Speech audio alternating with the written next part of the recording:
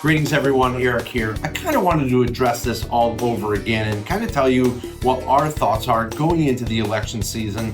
What we're doing is we're paying attention to a lot of different things, not just one thing, but many moving parts. There's the financial plan, there's the income plan, there's the tax plan, and then even when it comes to the portfolio, there's a whole bunch of factors that play into that.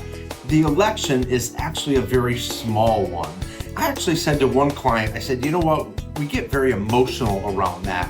And he kind of corrected me, and I want to thank Michael very much because I actually really respect Mike and what he has to say to me. We've become good friends over the years. And he's like, you know what, Eric, emotional really is the wrong word. And actually, situational is much better.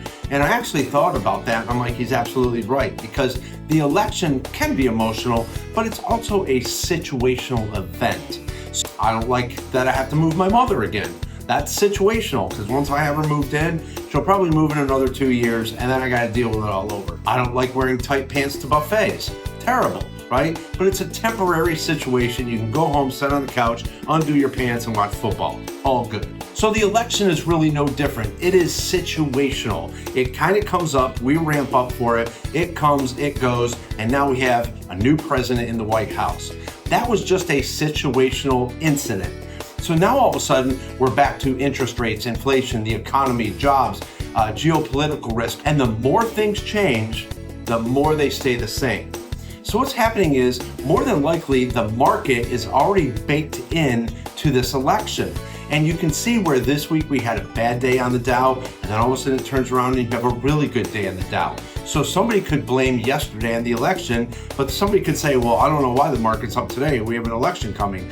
But it's just the way that the market goes. If you take a look at this past year, year over year, we have had massive gains, which adds on to your 3-year rate of return, which adds on to your 5-year rate of return. So really, our client base have done phenomenal.